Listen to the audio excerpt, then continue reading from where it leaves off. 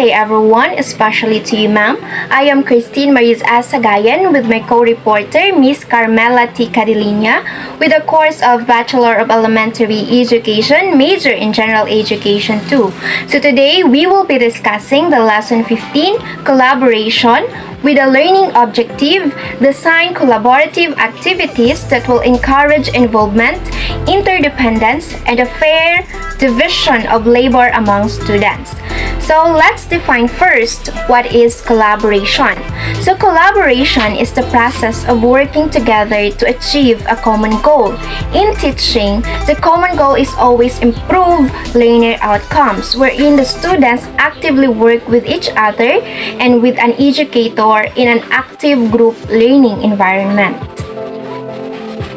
Collaborative tasks provide enriching opportunities for the learners to explore other students' perspectives that may differ from their own. Thus, this can develop a stronger sense of empathy among the students. Okay, for instance, when transitioning from primary to intermediate grades, children develop a really strong bond with one friend. Some child psychologists point out that it is easier for some kids to relate to just one co-learner rather than socializing with a big group at the same time. Teachers, however, can provide intermediate graders with many opportunities for interactions. Within collaborating groups, children learn to try things out, conjecture, explore, justify, evaluate, and convince others of their findings. Group activities, if facilitated carelessly, could waste classroom time. Because of this, it is important for teachers to ensure that the group activities are carefully designed and successfully implemented. So this means in conducting a group activities in a classroom, it should be carefully planned, designed, organized, and monitored carefully so that you can create a meaningful activities that will maximize your students' capacity to socialize with each other. Now let's proceed with Vygotsky's social learning theory. So Lev Vygotsky is the proponent of social learning theory. This social learning theory helps us to understand how an individual learn in social contexts or learn from each other and inform us on how teachers construct active learning environments. So Lev Vygotsky is a Russian teacher and psychologist, first stated that we learn through interactions and communications with others. Vygotsky examined how our social environment influenced the learning process. He suggested that the learning takes place through the interactions students have with their peers, teachers, and other experts. Consequently, teachers can create learning environments that maximizes the learner's ability to interact with each other through discussion, collaboration, and feedback. Collaborative learning branches out from the zone of proximal development theory of Vygotsky. Vygotsky defined the zone of proximal development as follows. So according to Vygotsky, the zone of proximal development is the distance between the actual developmental level as determined by independent problem solving and the level of potential development as determined through problem solving under adult guidance or in collaboration with more capable peers. So in the zone of proximal development, the learner is close to developing the new skill, but they need supervision and assistance. Okay, for example, if a student has already mastered basic education of fractions, then basic subtraction may enter their zone of proximal development. That is, they have the capacity to gain mastery of subtraction of fraction with assistance. The assistant may not be directly provided by the subject teacher. A child seeks to understand the actions or instructions provided by any skillful peer and internalizes the information, using it to guide or regulate their own performance. It is therefore necessary that learners should be given the opportunities to work with their peers and broadening their learning experiences, allowing small groups of students to work together to share knowledge, exchange ideas, and to solve problems together. As learners collaborate with their classmates and teachers, they adapt to some of the learning heuristics and develop more skills in problem solving. So now let's proceed in designing group activities. So collaborative activities encourage active participation from learners. Instead of passively accepting information from the teachers, learners discover new insights by cooperatively working with other learners. Okay, as mentioned earlier, teachers should be keen in selecting appropriate learning activities for students. Since group work can be an effective method to motivate students, encourage active learning, and develop key critical thinking, communication, and decision-making skills. But without careful planning and facilitation, group work can frustrate students and instructors and feel like a waste of time. Okay, so listed below are some tips about preparing, monitoring, and processing collaborative tasks in your classroom that will maximize your students' capacity to socialize and learn from each other. So the first tips in designing a group activities is identify the instructional objectives. Okay, when designing whether or not use a group work for a specific task, reflect on the following questions. Okay, for example, what does the activity aim to achieve? How will that objective be furthered by asking students to work in groups? Is the activity complex enough that it requires group work? Will the project require true collaboration? Is there any reason why the assignment should not be collaborative? Or are the objectives attainable within a given time frame? So this means in identifying the instructional objectives, you need to determine what you want to achieve through a group activity, wherein the activity should relate closely to the course objectives and class content and must be designed to help students learn, not simply to occupy their time. So in order for group learning to be effective, students need a clear sense that group work is serving the stated learning goals and disciplinary thinking goals of the course. So now let's proceed to the second tips in designing a group activities. So it is to determine the group size. Okay, how many students will be assigned to each group? The size you choose will depend on the total number of students in your classroom, the size of the venue where the activity will be held, the variety of students needed in a group, and the task assigned. If you want to have a diverse, productive, active, and cohesive groups, then try dividing your class into groups with 4 to 5 members. So this means in designing a group activities, you should determine the group size, wherein you will implement a small groups that tend to work efficiently because it is easier to coordinate efforts and schedules among fewer learners. However, a large groups have a higher coordination cost. They can theoretically accomplish a complex activities. Some experts in designing group activities claim that groups of more than 5 or 6 students tend to be unmanageable, but there are no firm rules. To sum up, the size you chose will depend on the number of students, the size of the classroom, the variety of voices needed within a group, and the task assigned. Groups of 4 to 5 tend to balance the needs for diversity, productivity, active participation, and cohesion.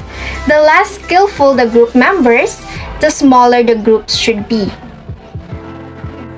And now let us proceed to the third steps in designing a group activity. Decide how you divide a class.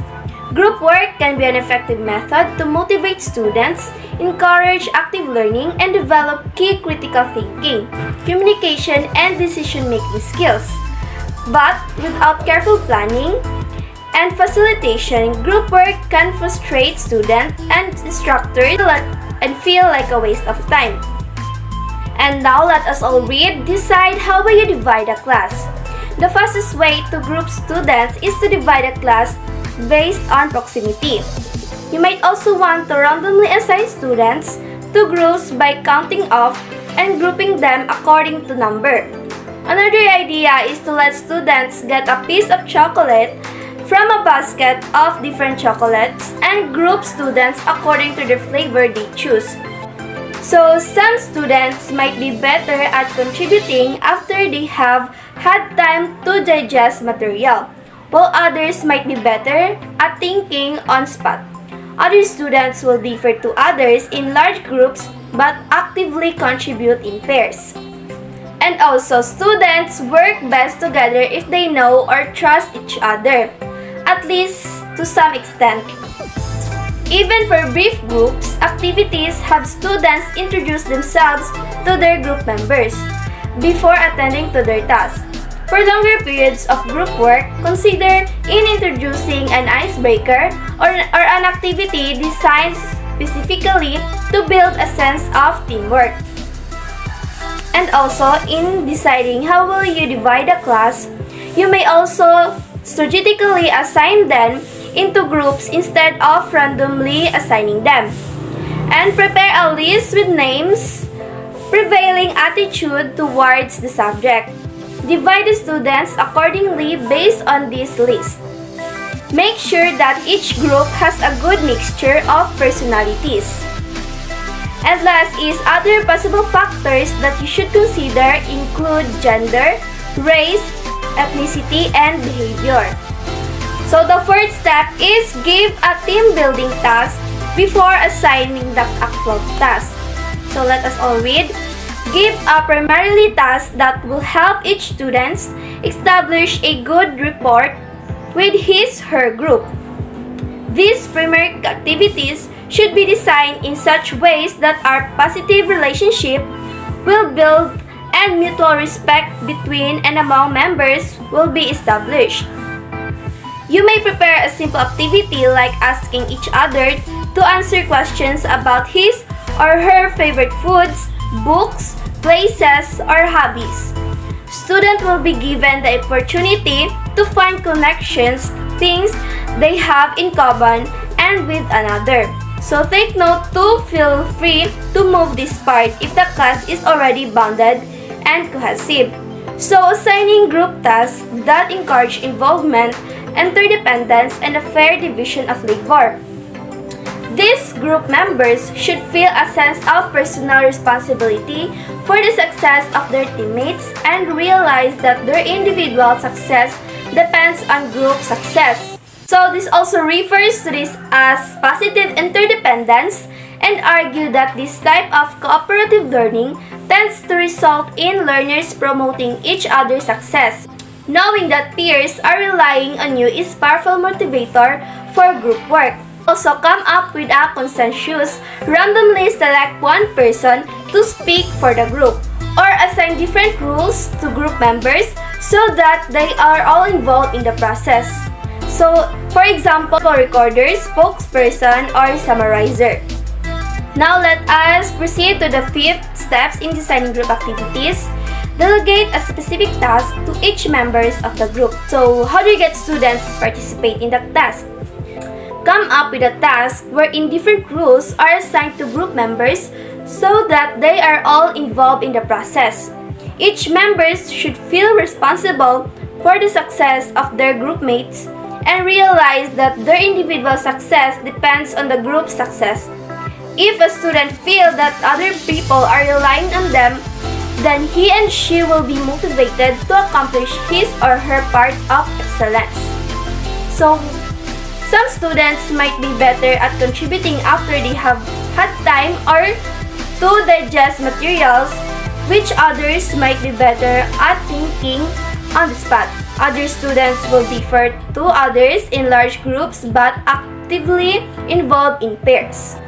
So some works best together if they know or trust each other, at least to some extent. Even for brief groups, activities have students introduce them to their group members before attending to their class. For longer periods of group work, consider introducing an icebreaker or an activity designed specifically to build a sense of teamwork. Number 6, Have a contract signed by your participants. Establish how group members should interact with one another. Make them sign an agreement that explicitly states their expectations of one another. The contract should also include the behaviors that you want them to avoid and the values that you want them to observe and uphold. So let students ask questions. Even if you believe your instructions are crystal clear, students may have legitimate questions about the activity. So give them time to ask questions before they get to work. And also clarify your role as facilitator. If students criticize you for not contributing enough to their work, consider whether you have communicated clearly enough your role as facilitator. So next is share your reasons for doing collaborative activities. The reason for doing collaboration has to be clearly articulated to your students. Students must understand the benefits of collaborative learning and explicitly connects these activities to larger class teams and learning outcomes whenever possible. So share your rationale for using group work.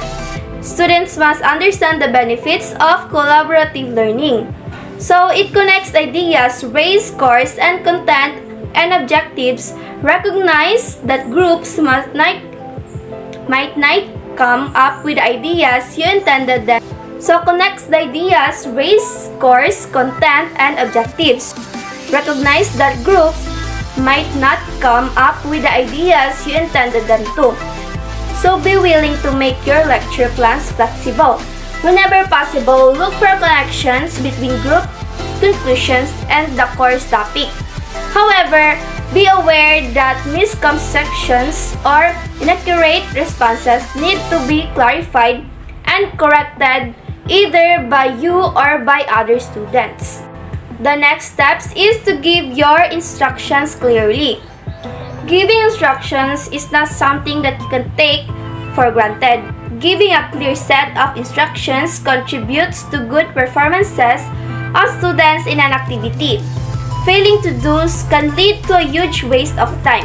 If the students do not understand the given task, then this will result to a lot of interruptions. So as a facilitator of the activity, you should tell exactly what your students have to perform and describe what the final output of their group task will look like. So this means both telling students exactly what they have to do and describing what the final product of their group work will look like. So explaining the big picture or final goal is important, especially when a group work will take place in steps such as in snowballing or jigsaw. Prepare written or visual instructions such as chart, sequential diagrams for students. And also remember to include time estimations for activities. Number 9, go around and keep your ears open. As students accomplish their group task, go around and answer questions about the task. Make sure to keep your eyes open. Make sure to keep your ears open. Listen to their collaborative dialogues. Pay attention to the interesting point that will surface from the discussion. And talk about this interesting point during the subsequent closing or processing of activity. So monitor the groups but do not hover. As students do their work, circulate among the groups and answer any question raised. Also, listen for trends that are emerging from the discussions so that you can refer them during the subsequent plenary discussions. Avoid interfering with groups functioning, allow time for students to solve their own problems. Before getting involved, you might consider leaving the room from a short period of time. Your absence can increase students' willingness and uncertainties and disagreement. The last steps is to provide closure to the group activities.